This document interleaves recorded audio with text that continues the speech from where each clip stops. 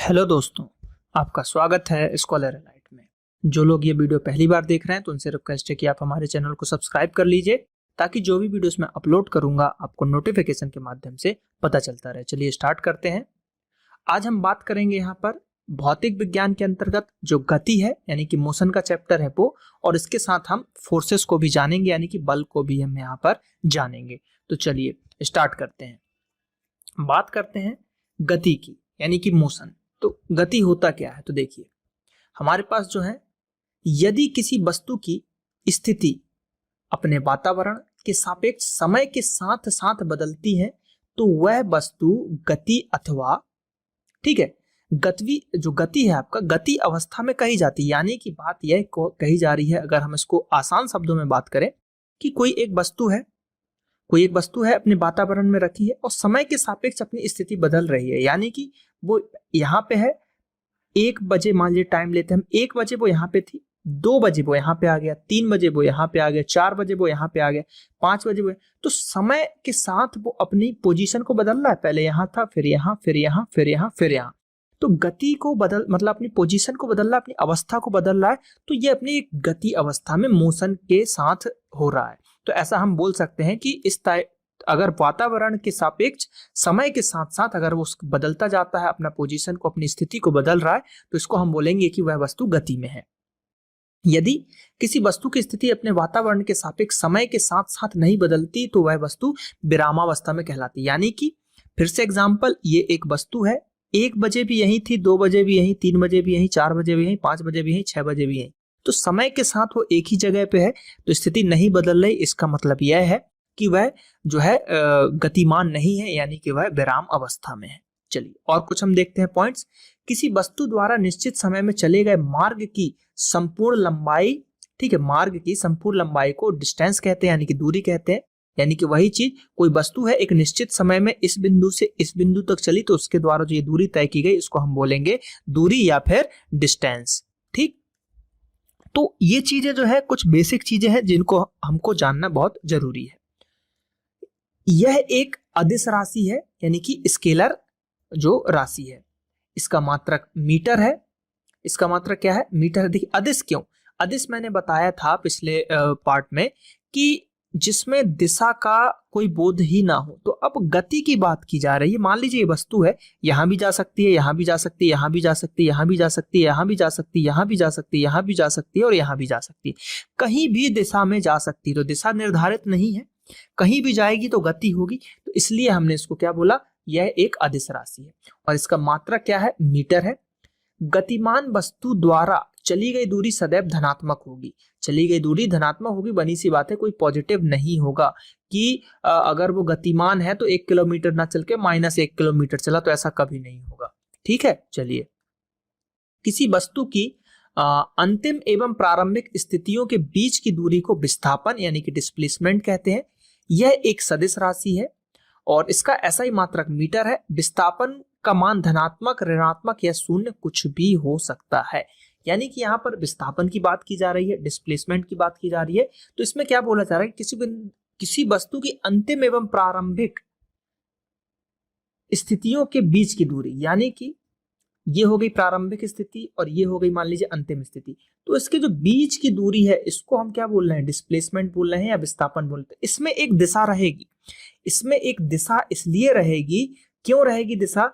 क्योंकि अगर बोला गया कि यहां से वस्तु स्टार्ट हो रही है और एंड पॉइंट ये है स्टार्ट और ये है एंड पॉइंट, तो यहां पर क्या होगा कि अब मान लीजिए साउथ में है चाहे ईस्ट में है, तो यहां से जा रहा है तो इसकी दिशा आपको पता है कि ये इस दिशा में जा रहा था, तो इसलिए इसको हम सदिश राशि बोलेंगे।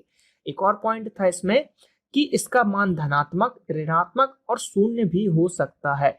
तो धनात्मक और ऋणात्मक और शून्य दोनों होगा। ये अभी धनात्मक है, शून्य कैसे होगा? मान लीजिए यहां से स्टार्ट हुआ और फिर ऐसे पूरा घूम के वस्तु जो है फिर यहीं पे आ गई, तो गतिमान भी थी, उसने दूरी भी तय किया, लेकिन इसका जो है जो विस्थापन की हम बात करेंगे, डिस्प्लेसमेंट की बात करेंगे, तो ये डिस्प्लेसमेंट जो है 0 हो जाएगा। तो इस तरीके से यहाँ पर चीजें बताई गई हैं। चलिए आगे बढ़ते हैं। यदि कोई वस्तु, ठीक है, यदि कोई वस्तु इकाई समय यानी कि कोई एक मिनट मान लीजिए आप, उस समय में जितनी दूरी तय करती है उसे उसकी हम चाल कहते हैं। ठीक है, दूसरे शब्दों में चाल बराबर दूरी बटे समय अंतराल, या फिर हम दूरी बटे क्या समय भी कर सकते हैं। ठीक, दूरी बटे समय भी कर सकते हैं।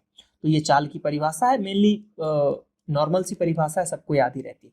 चाल एक अदिश राशि है, इसमें भी देखिए दिशा का हमको पता नहीं है किस साइड है, तो चाल एक अदिश राशि है और इसका एसआई मात्रक मीटर प्रति सेकंड है। क्या है?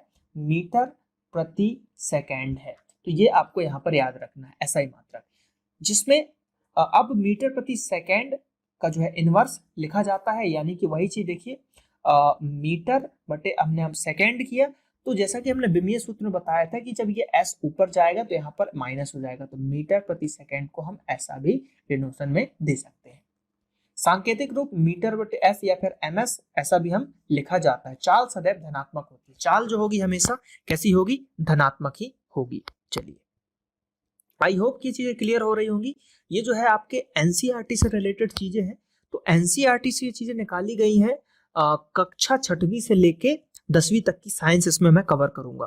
तो जो इंपॉर्टेंट फैक्ट्स हैं, जो एग्जाम में आते ही हैं या जिनके आने की संभावना है, उन्हीं को यहाँ पर मैं डिस्कस करूंगा। चलिए और कुछ चीजें देखते हैं। कोई वस्तु इकाई समय में जितनी विस्थापित होती है उसे उस वस्तु का वेग यानी कि वेलोसिटी कहते हैं। दूसरे शब्दों में वेग बराबर विस्थापन बटे समय अंतराल, यानी कि वही चीज विस्थापन हम कैसे निकालेंगे? यहाँ से वस्तु गई एंड पॉइंट तक गई, ए से बी तक, तो ये जो विस्थापन होगा, जो दूरी होगी, उस जो दूरी मान लीजिए 500 किलोमीटर, तो 500 बटे जितना समय उसका लगा है ना, तो वो, तो उससे हम उसका वेग का भी पता कर लेंगे। वेग एक सदिश राशि है, इसका एसआई मात्रक मीटर प्रति सेकंड होता है। वेग धनात्मक, ऋणात्मक और शून्य हो सकता है। क्यों? क्योंकि यहाँ पर विस्थापन की बात की गई है, विस्थापन शून्य होगा तो उसका वेग भी शून्य हो जाएगा। यह चीज यहाँ पर कुछ और की गई है। चलिए कुछ और चीज की बात करते हैं कि किसी वस्तु के वेग, ठीक है, किसी वस्तु के वेग परिवर्तन की दर को उस वस्तु का त्वरण यानी कि एक्सीलरेशन कहते हैं। दूसरे शब्दों में त्वरण वेग में परिवर्तन बटे समय अंतराल, यानी कि किसी वस्तु का वेग में जो भी परिवर्तन हो रहा है उसको हम क्या बोलेंगे? त्वरण बोलेंगे या फिर एक्सीलरेशन उसको हम बोलेंगे। त्वरण एक सदिश राशि है तथा इसे वेक्टर ए के ऊपर जो है वेक्टर से डिनोट किया जाता है या फिर निरूपित किया जाता है। त्वरण का ऐसा ही मात्रक मीटर प्रति सेकंड स्क्वायर होता है, मीटर प्रति सेकंड स्क्वायर होता है, तो इसको हम ऐसे भी डोनेट कर सकते हैं।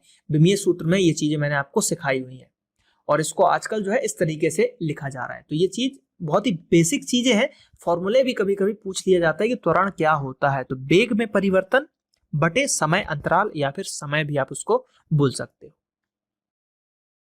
बल, फोर्स की बात करेंगे हम यहाँ पर। तो फोर्स में क्या है कि फोर्स वह बाह्य कारक है जो किसी वस्तु को प्रारंभिक अवस्था में परिवर्तन करता है, परिवर्तन करने की चेष्टा करता है। तो मेनली बल की बात करें, यानी कि न्यूटन साहब के अनुसार कि अगर जैसे कि उन्होंने बताया, न्यूटन ने क्या है, गति के 3 नियम दिए हैं। कितने नियम दिए हैं? 3 नियम दिए हैं। तो यहाँ पर अगर हम बात करें, जैसे कोई वस्तु है तो ये अगर इस पे कोई फोर्स लगाओगे तो ये गतिमान हो जाएगी, यानी कि इस पे पीछे से आप फोर्स लगा रहे हैं तो आगे की तरफ बढ़ेगी, यानी कि वो गतिमान हो जाएगी, यानी कि वो अपनी अवस्था में परिवर्तन करेगी, जैसे पहले थी वैसा नहीं रहेगी।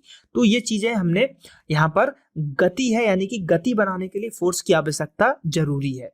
तो यहाँ पर क्या बोला गया कि अगर आपको परिवर्तन करना है किसी की अवस्था में तो आपको क्या करना पड़ेगा? आपको फोर्स लगाना पड़ेगा। चलिए, बल का मात्रक, ठीक है, बल का मात्रक न्यूटन है तथा यह उस बल के बराबर है जो 1 किलोग्राम द्रव्यमान की वस्तु पर कार्य करने में, ठीक है, कार्य करके उसमें अपनी दिशा में 1 मीटर प्रति सेकंड स्क्वायर का त्वरण उत्पन्न कर दे। ठीक है, यानी कि 1 न्यूटन बराबर क्या हो गया? 1 किलोग्राम इंटू 1 मीटर पर सेकंड स्क्वायर। ये चीजें यहाँ पर बताई गई हैं। सीजीएस पद्धति की बात करें तो सीजीएस पद्धति में बल का मात्रक क्या होता है? डाइन होता है, ये याद रखना है। ये आईएमपी है क्योंकि यही पूछा जाता है कि सीजीएस पद्धति में बल का मात्रक क्या होगा, तो डाइन होगा।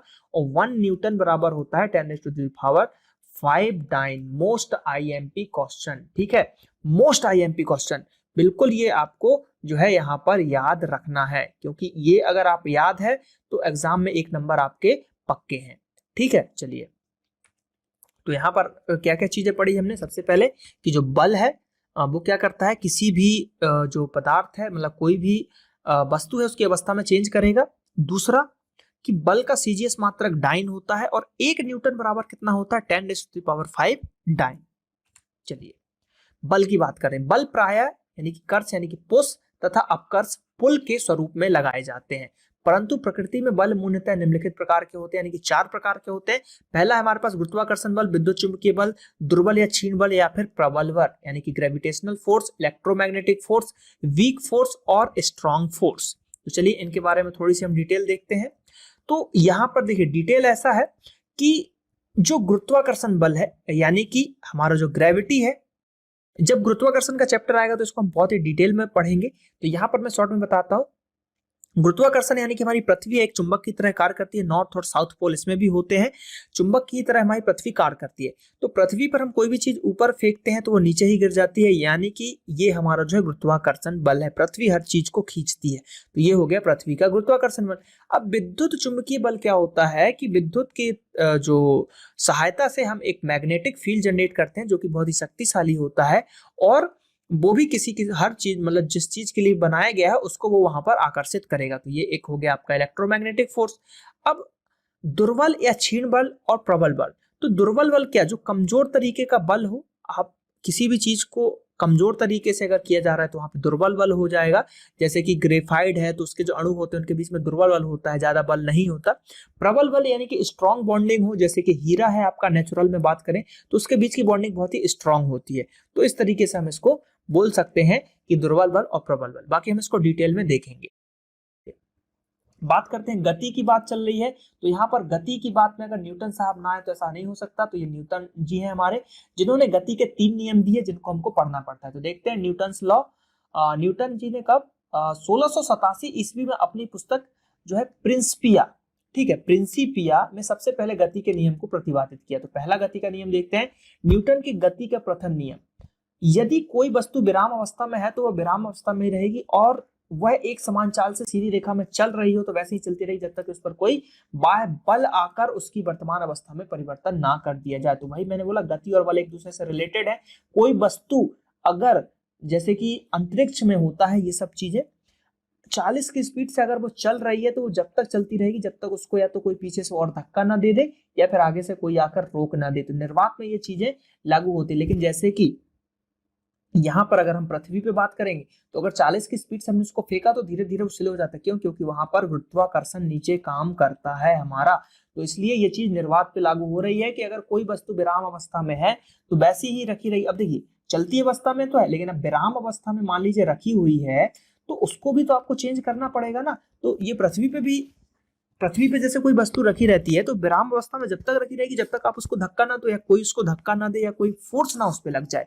तो ये चीजें यही न्यूटन जी ने प्रथम नियम में बताया कि कोई भी वस्तु है जब तक उसकी अवस्था चेंज नहीं होगी जब तक उस पर कोई बाह्य बल कार्य नहीं करेगा। ये सीधा सिंपल सा फैक्ट उन्होंने बताया न्यूटन जी ने। चलिए और चीजें देखते हैं क्या बताया। अब प्रथम नियम के बारे में थोड़ी सी जानकारी।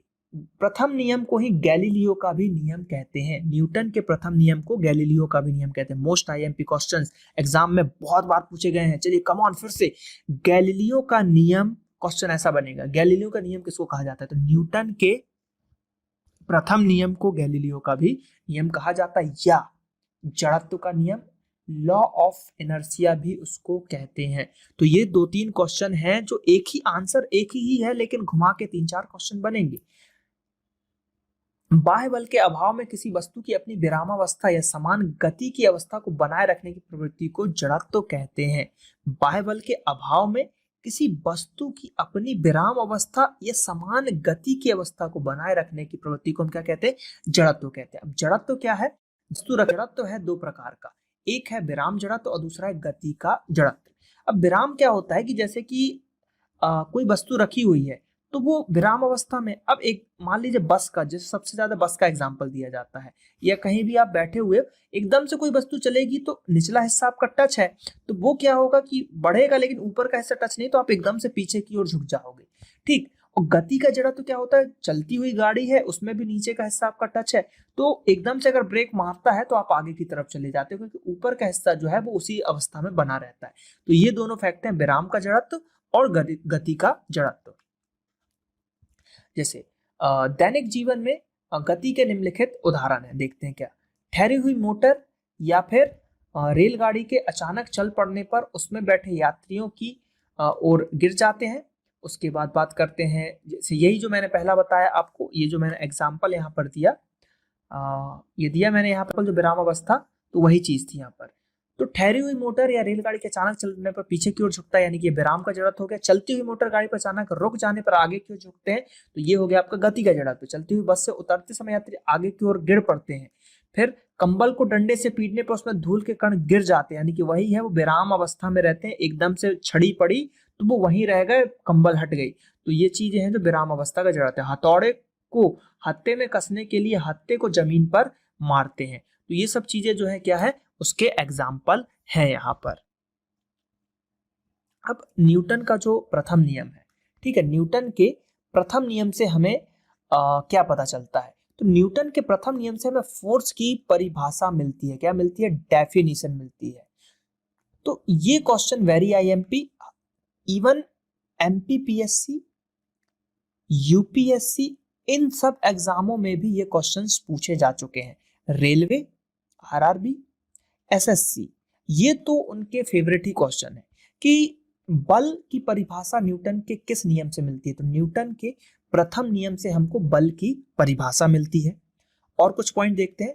किसी वस्तु के द्रव्यमान, मास तथा वेग, वेलोसिटी के गुणनफल को उस वस्तु का संवेग कहते हैं। यानी कि संवेग की बात करें तो मास और वेलोसिटी का मल्टीप्लिकेशन होता है संवेग, यानी कि द्रव्यमान और उसके वेग के अगर हम गुणा कर दें तो वह कहलाएगा संवेग, यानी कि मोमेंटम। अब इससे रिलेटेड एक क्वेश्चन आता है, एक ट्रेन है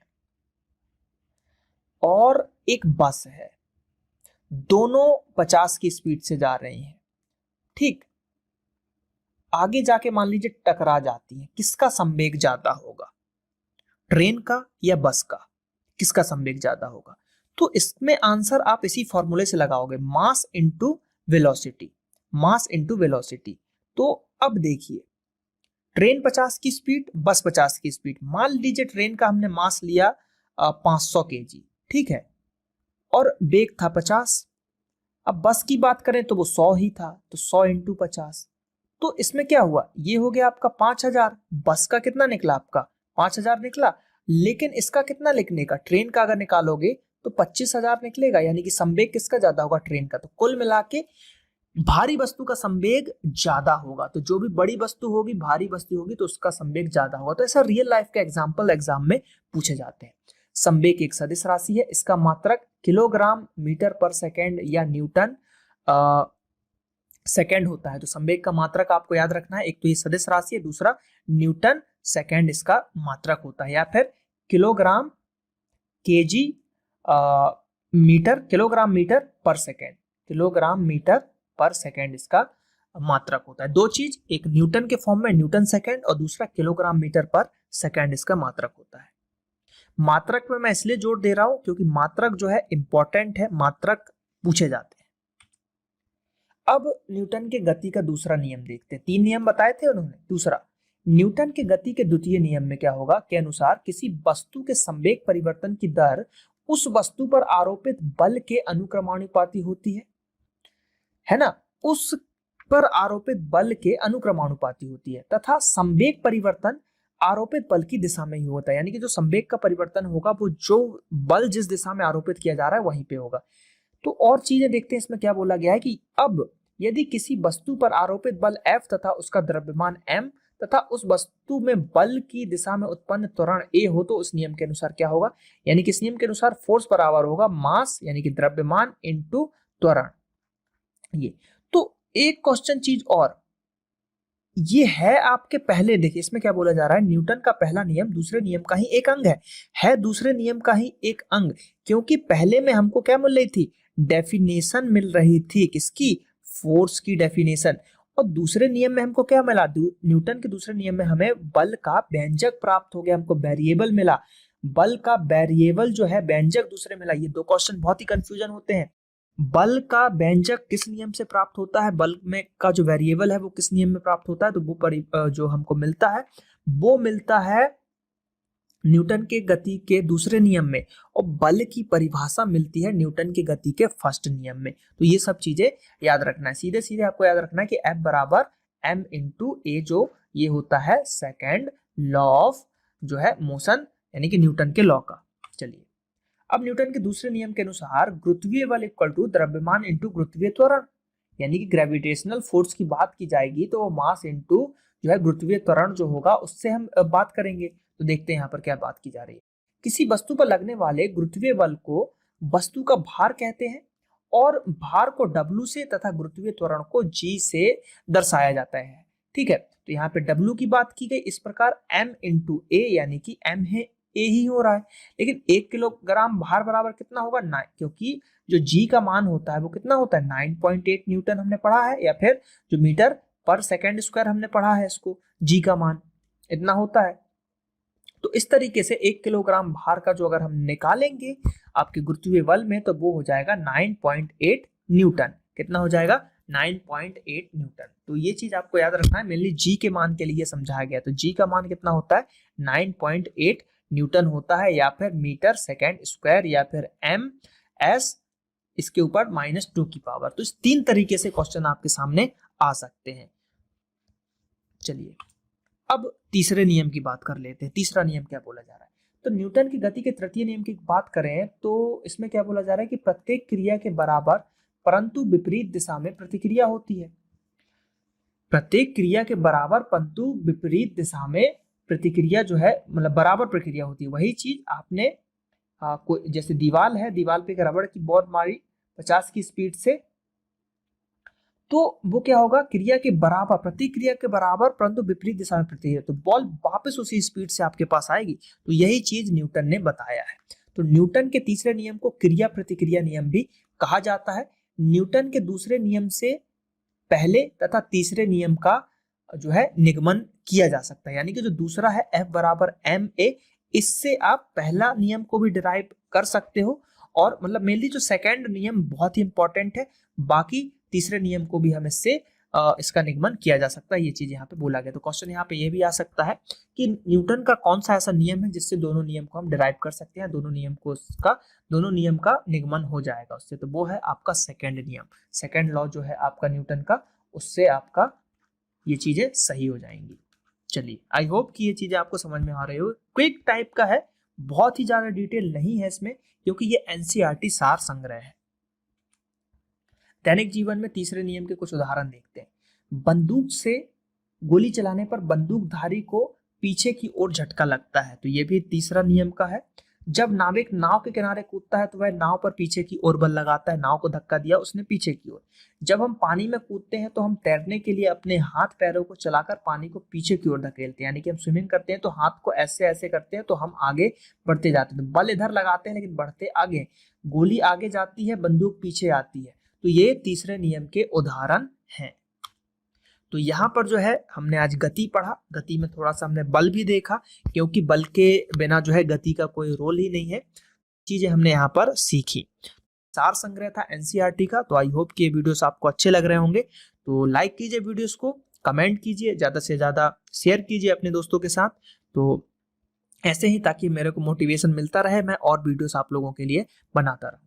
तो चलिए मिलते हैं अगले पार्ट में। Thank you.